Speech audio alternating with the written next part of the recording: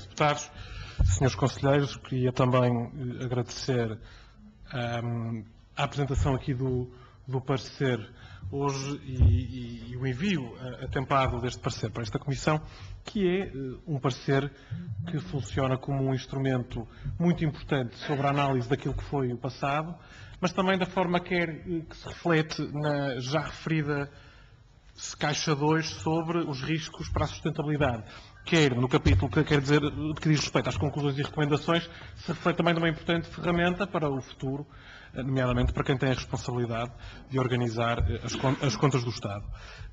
Não vou cometer a indelicadeza de lhes pedir uma avaliação política sobre algumas das questões que aqui levantaram, mas permitam-me só que ressalve que as conclusões e algumas das análises frias, cruas, muitas vezes apenas estatísticas ou numéricas de alguns fatores que aqui são levantados, permite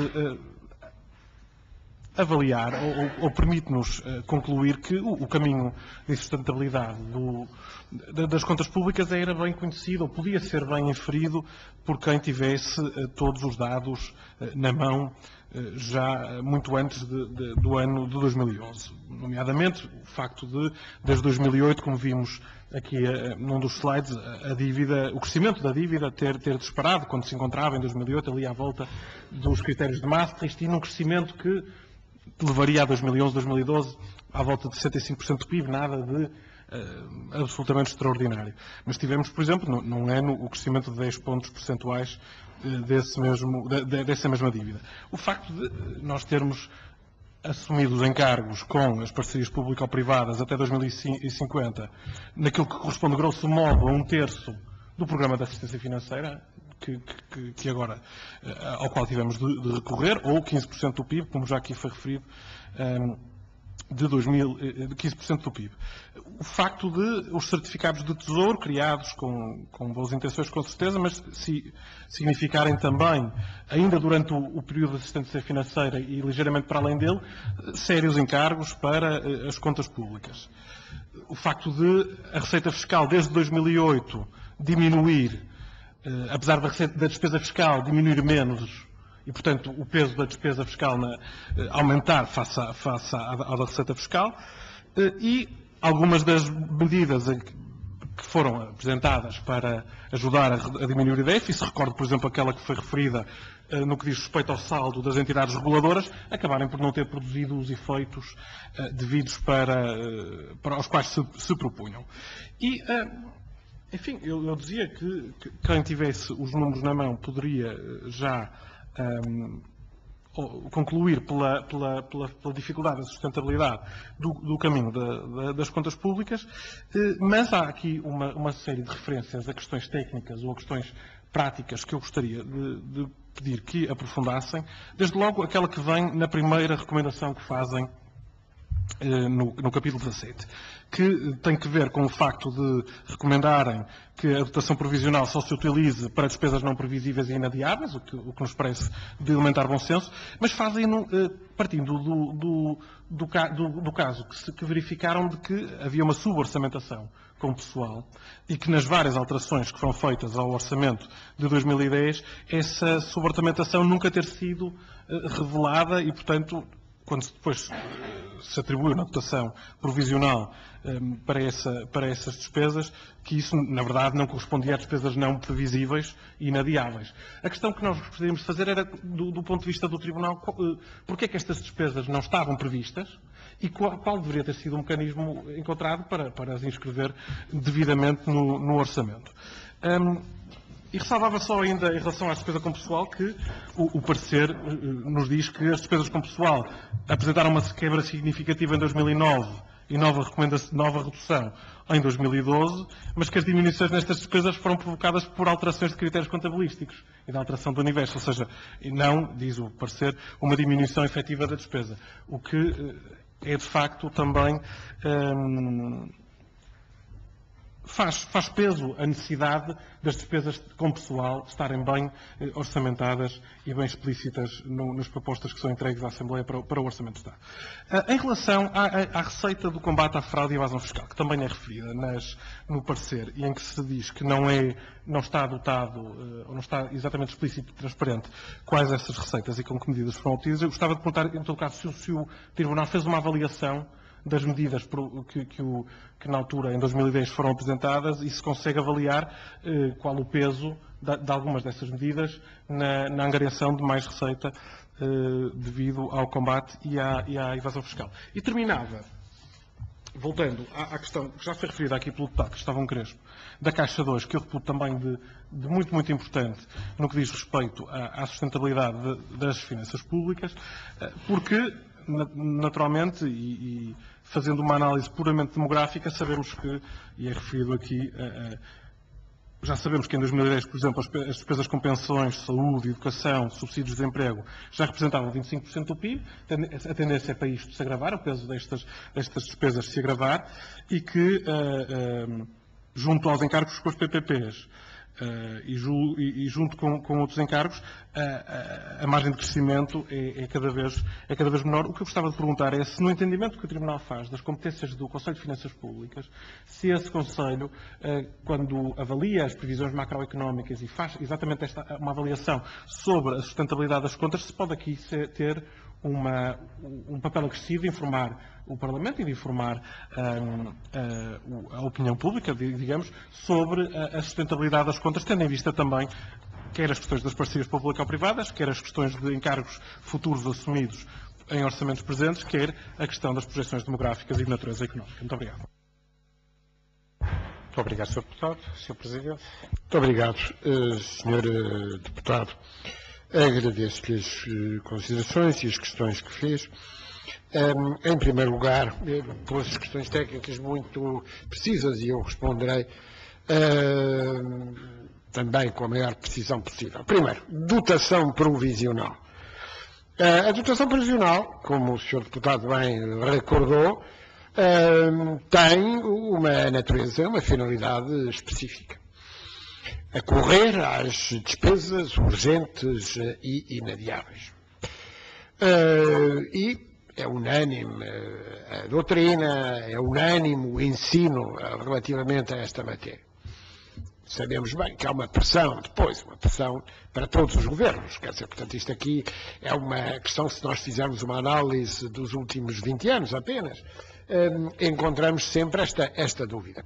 Eu devo dizer-lhe, falou do Conselho de Finanças Públicas, que estamos perante um domínio que o Conselho de Finanças Públicas pode ser muito útil para ajudar a melhorarmos a previsão, em bom rigor até ajudar o próprio Parlamento a encontrar uma adequação mais efetiva entre a previsão da despesa para pessoal e, naturalmente, o quantitativo adequado da dotação provisional. Portanto, na prática, isto pode, de facto, acontecer. Já agora, passo para a última pergunta, passando por cima a questão, neste momento, a questão da fraude e evasão fiscal. A última pergunta diz-me o seguinte: pode o Conselho de Finanças Públicas ser um instrumento importante relativamente ao tema da sustentabilidade? Bom, pode como instrumento auxiliar, certamente, mas aqui o horizonte do Conselho de Finanças Públicas é um horizonte, antes de mais, anual, porque vai acompanhar a execução dos orçamentos anuais, sem perder de vista, por isso é que há a Caixa da Sustentabilidade, ao analisarmos o ano 2010, como havia no ano 2009, como haverá no ano 2011, como é evidente. Porquê? Porque as coisas não estão separadas, não é? Eu costumo dizer, por exemplo, relativamente a uma norma constitucional, que é o dispositivo travão, até na jurisprudência constitucional, não é já o mesmo que foi o dispositivo travão quando foi criado, quer no início do século com João Franco, quer depois reforçado na República, quando do Ministério de Afonso Costa. Portanto, é preciso termos muito cuidado, porque muitas vezes, como sabe, E daí a articulação entre a UTAU e a importância da UTAU, que é saber que consequências existem das decisões do Parlamento em termos orçamentais, porque o que é facto é que quando elaboramos o orçamento, há logo uma obrigação que temos que respeitar, aquilo que decorre da lei ou do contrato. Portanto, aí, decorre lei ou do contrato anterior, nós temos sempre que dotar o orçamento. Nesse sentido, há aqui uma articulação. Eu diria que há um sistema que estamos a lançar e que é um sistema em que, no Parlamento, a UTAU deve ter um papel fundamental relativamente a saber exatamente quais as consequências das decisões parlamentares em termos orçamentais.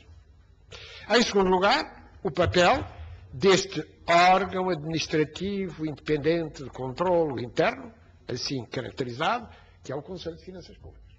É muito curioso, eu repito, órgão administrativo independente de controle interno. É uma espécie de sistema de luzes, não é? Um sistema em que vamos verificar como é que está a execução orçamental e, como acontece com os compradores e os vendedores nas lojas que têm aqueles detectores para saber se de facto não estamos a passar pela porta com alguma coisa que não se deve.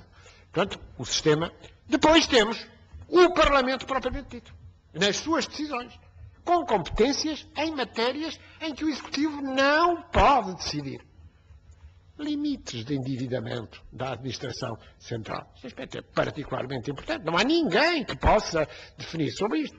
Depois também os limites relativamente à dívida de garantia, aos avalos, etc. Portanto, e depois temos, naturalmente, o Tribunal de Contas. E o Tribunal de Contas a analisar com muito rigor nas várias sedes, naturalmente. Muitas vezes perguntamos-nos, e isso saiu reforçado no memorando de entendimento com a Troika, por que razão é que o Tribunal de Contas viu reforçadas pelo Parlamento as suas competências de fiscalização prévia? Por causa da dívida, por causa do endividamento, para controlar o endividamento. Não é para ir atrás de despesas administrativas ou bagatelas, aquilo que nós designamos como bagatelas. Não. É para controlar o endividamento. Essa questão é absolutamente fundamental. E assim conseguimos, naturalmente, encontrar mecanismos que agora temos que aperfeiçoar. Não é por acaso que o memorando de entendimento com a Troika faz referência expressamente ao Tribunal de Contas. Porquê? Para dizer, atenção, há um trabalho que foi feito, que tem sido feito, que é um trabalho que nós aceitamos, nós, Troika, aceitamos, e que é importante que continue e que seja aprofundado. Por isso este Parlamento, ainda recentemente, aprovou 2 alterações de reforço das competências do Tribunal. Isto é só para dizer que é um sistema articulado e obviamente, que é necessário funcionar. Fraude e evasão fiscal. Resultados. Eu apenas posso remeter oferecer o merecimento dos autos. Ou seja, as dúvidas que nós temos são as dúvidas que estão espelhadas no nosso parecer. É evidente que nós sabemos, porque conhecemos as coisas e temos olhos, que de facto, quando as coisas correm bem em termos da conjuntura, também correm bem em termos do combate à fraude e à evasão fiscal. Portanto, temos sempre a melhoria da eficácia da cobrança de receitas tem sempre 2 lados. Aumenta a receita, mas também combate ou pode combater melhor a fraude e a evasão fiscal. Quando há questões de recessão, situações de recessão ou situações de abrandamento económico, naturalmente que a eficácia é menor. Agora, nós gostaríamos, é isso que está ali dito, nós gostaríamos de ter mais elementos que dilucidassem clara e inequivocamente a opinião pública, os senhores deputados como representantes dos cidadãos e nós, naturalmente como controladores externos, sobre justamente que parte corresponde à melhoria da eficácia, designadamente no combate à fraude e à evasão. Não sei se o Sr. Conselheiro Mira Mendes quer acrescentar alguma coisa. Bem, é muita bondade, Sr. Presidente, mas o Sr. Presidente já disse tudo, digamos, de uma forma muito... Eu só queria dizer que, certamente, também não foi possível o Sr. Deputado conhecer todo este documento, este tijolo, apesar de ser só um agora, já não dá para fazer uma catedral, que eram 3, mas enfim, ainda mas o que o Tribunal... Enfim, a minha resposta é sim e não. A resposta, o não é, não fizemos uma auditoria aprofundada sobre esta matéria e, de resto, nem está nas prioridades, digamos. Temos recursos, temos outras prioridades. Mas o que fizemos, isso sim, foi examinar o conteúdo do que é reportado à Assembleia, procurando ajudar nesse sentido. E o Tribunal não deixa de reconhecer que há medidas legislativas que foram tomadas, há ações, há uma apreciação de resultados que é feita nesse relatório, na conta nada é dito, mas no relatório há uma apreciação, temos 2 páginas sobre isso. Depois temos ações a desenvolver, sabendo que também nesta matéria os memorandos de entendimento dizem coisas, portanto há um programa, há aquele programa que eu me referi para 2012-2014, temos todas as razões de pensar que este é um dossiê que está a andar. Só que também existe uma legislação que diz que tem que dar números sobre isto, e não dão. Ou seja, neste sentido, nós dizemos tudo o que há a dizer. Ou seja, a informação sobre a matéria que é posta à disposição, por força de uma lei de execução orçamental, que é posta à disposição no plano, não contém os dados que tem, mas contém muita outra coisa. Mas não fizemos uma avaliação, digamos, aprofundada de tudo isto, mas, apesar de tudo, fizemos uma resenha de tudo o que se tem feito nesta matéria. Embora, como disse o Sr. Presidente, é uma matéria que, no fundo, tem que ser resolvida de outra maneira.